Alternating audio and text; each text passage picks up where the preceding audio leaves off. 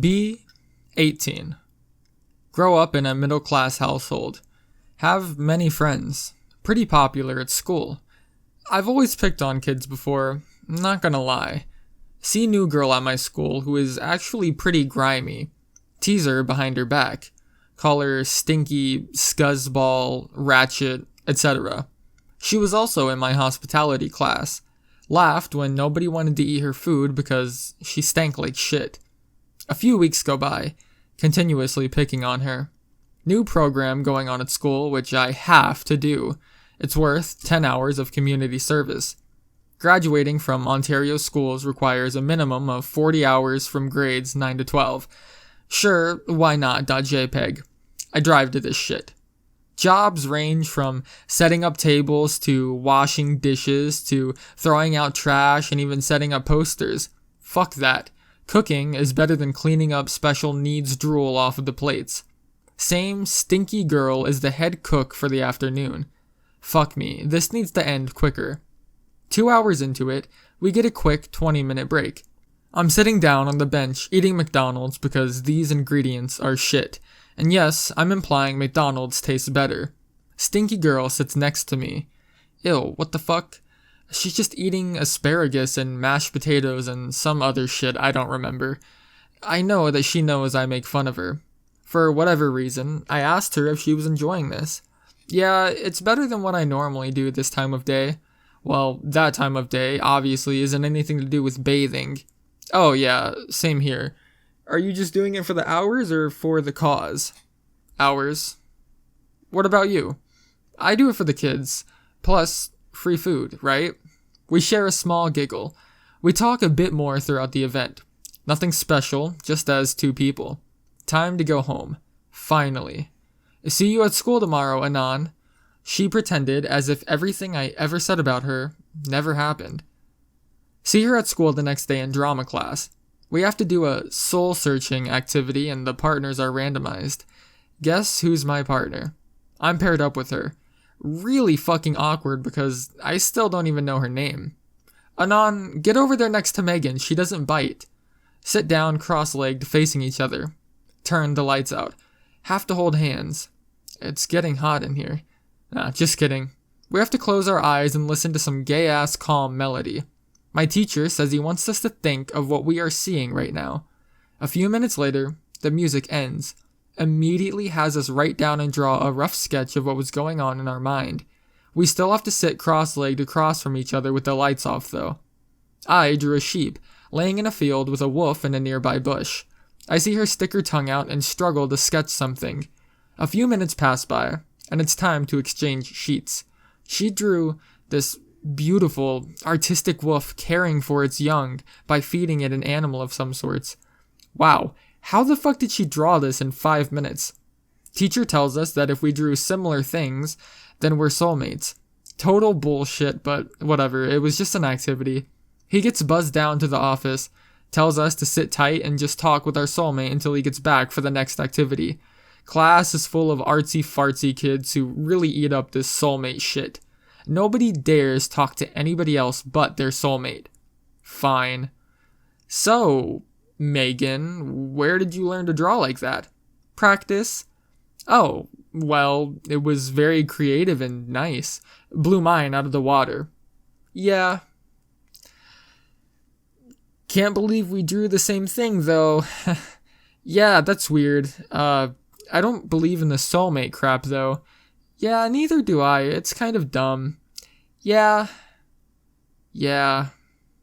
Ass-faced English teacher shows up and says that my teacher won't be returning due to a family emergency, and he'll be covering until class is done. The rest of the day goes by as usual. See her in hospitality. She smiles at me and looks away. Thank God, because I don't smile back. Looking back, I feel like such a dick. No conversation with her, or anybody. I have kind of a headache and just want to keep to myself.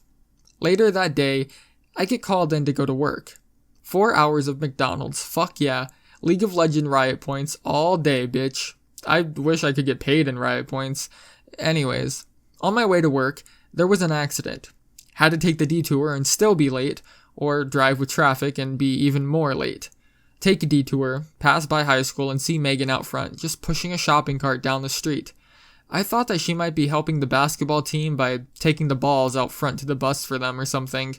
Later, I realized how stupid I was to assume this. Work goes by fine at McDonald's. About 15 minutes from my shift ending, Megan walks in. I'm in the back, but I can still see her up front. I see her lips move, and my manager immediately points at the door and kicks her out. But why? Finish my shift, make myself a Big Mac combo and a snack wrap to go. Walking out the door, walking around the corner, walking towards my car, I see Megan rummaging through trash. What the fuck? Megan, what are you doing? She jumped and fell on her ass. Oh my goodness, you startled me, Anon. Yeah, you startled me. What are you doing out here? It's 10 o'clock. She just looks at the ground. It finally hit me. Megan, are you homeless? She breaks down in tears and collapses on the ground with her head buried into her knees. Megan, I had no idea. Since when? For how long? I hear a muffle which sounds like my potatoes are salty. Megan, why didn't you tell me earlier? I'm already embarrassed enough as is. Fuck, Megan. Come on, I'll give you a ride back to my house. My dad worked nights anyways as a police officer. Really didn't have to worry about anybody being home. After minutes of struggling with her, I eventually convinced her to get in my car. On the way back to my house, she just looks out the window and doesn't say anything. Megan, I'm so sorry. I didn't know. It's fine. She starts tearing up. It's awkward as fuck, so I just don't say anything. Get back to my house. She ate all my food, by the way, at this point in the ride. I show her inside. Don't really have any clothes other than what my dad's girlfriend left the last time she was here. She asks if she can take a shower since she reeked of shit. Felt even more guilty now that she was quoting me. Tell her sure, take as long as she needs to. 25 minutes pass by. She comes out of the shower wrapped in a towel, grabs her dirty clothes and walks towards my bedroom. I stop her. She's facing away from me, standing in front of me facing my bedroom door.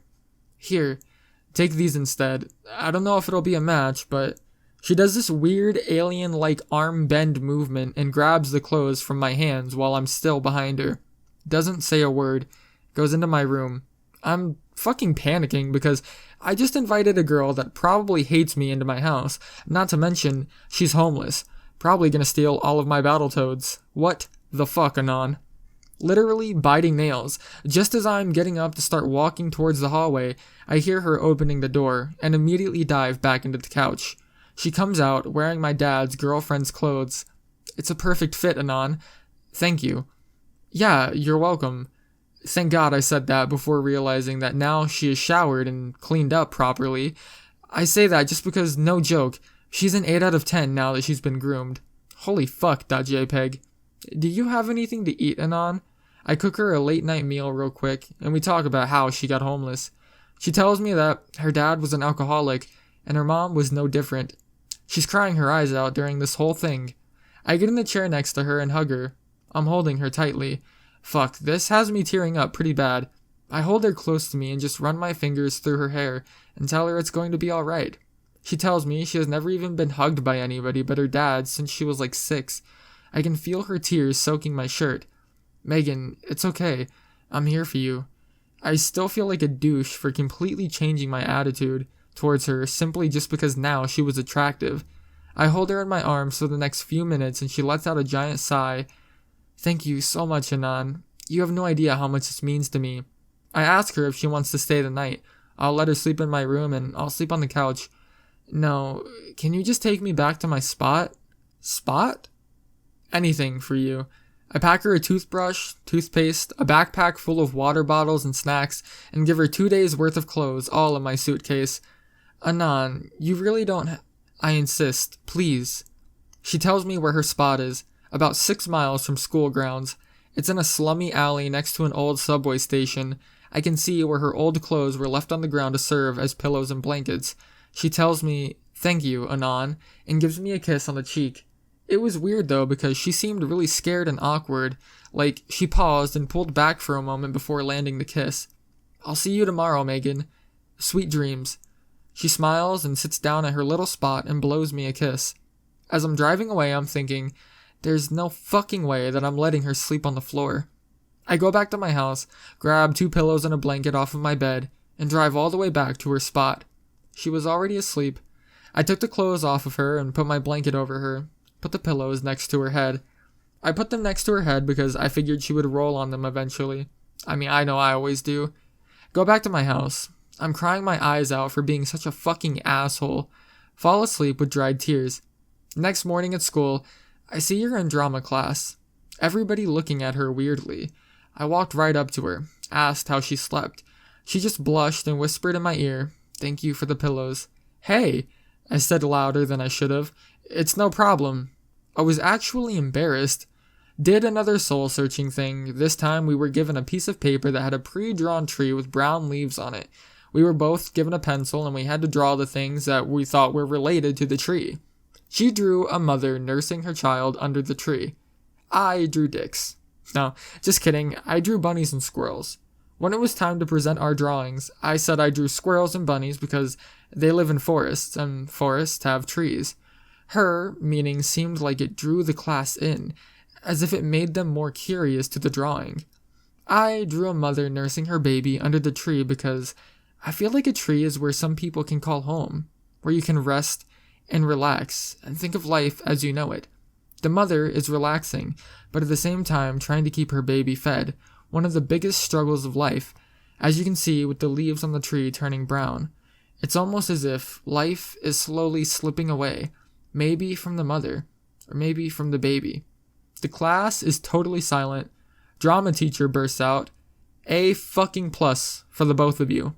Wow, and she's poetic. Noted. Lunch bell goes off, and I look for Megan. I can't find her. I'm worried for no reason at all. I'm asking around for her. People who don't share classes with her are saying, "Why? Do you need a supplier to start a flea circus?" Go to the bathroom, wash my face, calm down and just take a deep breath. Lunch is over, and I go to hospitality class. Talk during hospitality class. Nothing really major since people can hear us quite easily. Now, I know why she has been packing extra food for herself to take home. She can get in trouble for that. Anyways, class ends. It's home time. Jump in my car and it's starting to rain out, and I mean, it's starting to fucking pour. I see her walking down the street with a newspaper over her head, and I ask her if she wants a lift home. Tells me she doesn't want to waste my gas. Oh, shut the fuck up and get in here. "Please, Megan, I'd feel bad if I didn't." She gets in the car, soaking wet. "Megan, just come back to my house and at least relax until the storm passes over. You can't stay out there all night." She doesn't want to, says she feels like a nuisance, but I convince her. Go back to my house. Dad is gone at my girlfriend's house. Power goes out, so we play a board game. I fucking hate Scrabble. We're just talking while lightning is going apeshit outside. "You know, Anon, you're way too nice to me now that you know I'm a bum." "Megan, you're not a bum. You're my friend." She starts to cry again. Fuck, what is it now? I've never... Thanks, Anon. I stared into her glossy eyes, and she had what seemed like a glimmer of happiness in there. Well, looks like the storm has passed over. Skipping for time reasons. Take her back to her spot with more clothes and food. I'm compressing for time reasons. I do this almost every day as a routine now for the next week. Food, clothes, hanging out, watching TV. She teaches me how to draw better, etc., etc.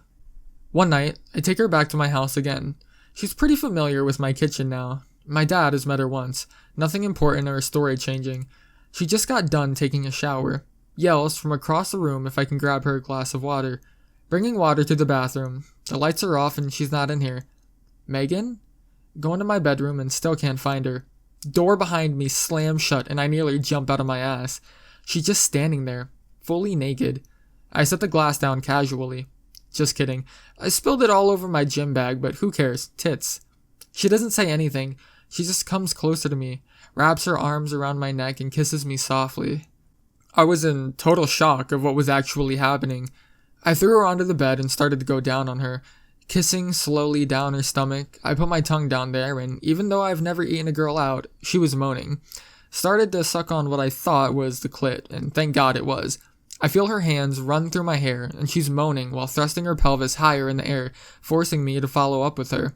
She rolls forwards and tears my belt off before she starts giving me head. After a few minutes, we go hard and fuck like bunnies. Twice, I came. In 25 minutes, man. Laid down next to her in bed and fell asleep. Wake up in the morning, throw her arm over her and find nothing there. I am a fucking idiot. What the fuck was I thinking, bringing a homeless person into my house? I knew I shouldn't have trusted her, and I probably have AIDS now too. I lose my shit, stand up and run down the hall, and I see her in the kitchen, in the fridge, grabbing milk. She turns to me and jumps. You startled me, Anon. Don't do that again. She made breakfast for me. Aww. As I ate my breakfast, she just sat there and smiled with her hands folded under her face. Do you like the pancakes? These are the best pancakes I've ever had in my entire life, Megan. Get cleaned up, ready for school. I couldn't go to school that day. I had to help my uncle move out of his condo. She said before she left my car she wanted me to have something of hers. Out of the bag I gave her when I first met her, she hands me a small, brown piggy bank bear, gives me a kiss, and goes into school. After exams, I don't see her for days. Go to her spot, she's not there. Days pass by. I go to the doctor and get checked. Totally clean. I still don't see her. I'm stressed out. Say fuck it. I've only known her for a couple of months. Time to get drunk. Go to party my friend is hosting at his aftergrad at his cottage. Postponed from grad day due to weather. Super drunk, super high. First time ever smoking. And I'm having a fucking blast. Diving into the pool, playing beer pong, just having a jolly old time. My friend says to me, Anon, somebody is looking for you. I get grabbed by a girl in the crowd. She turns me towards her and I just remember kissing her. It hurts me to describe, so I'm just going to say that we fucked in the bedroom. Wake up, hungover and confused. Drive back to my house. Dad is freaking out, wondering where I was. I make up some shitty excuse. A few days later, I'm uptown getting my tank filled, and I see her. Megan! She just looks at me and walks away. She's walking away from me faster at this point, with her head held low.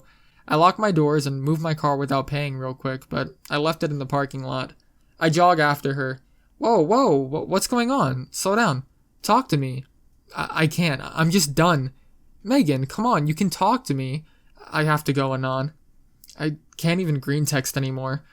I fucking cried right there on the street like a little bitch, begging her to tell me why she was acting this way. What did I do? I fucking saw you with that other girl at that party. You crushed me, Anon. I trusted you. I depended on you. Everything we've worked for, everything, you decided to toss it out the window just like that? I gave you my life savings in that teddy bear, and you just fucking leave me after the money? But I love you, Megan. Yeah, you sure demonstrated that by pounding that pretty little girl. Sure didn't care then. She's in tears. I'm in tears, feeling like my heart just got ripped out. It was stupid of me. I fell for it the first time when you said sorry for the things you did a long time ago, Anon. When I thought you were different. When I thought you genuinely cared. Now look at what you've turned into. At this point, I'm speechless. I never want to see you again, Anon. You let me down. I can't even look at you anymore. You're disgusting. She pushed me in the chest and walked away while I stood there crying. She got into a taxi and left. I have tears streaming down my face right now. I feel incomplete, as if a large chunk of me was ripped out. I feel void, like there is nothing left for me. I fucked everything up, and I really can't forgive myself. Here's the time-stamped Teddy.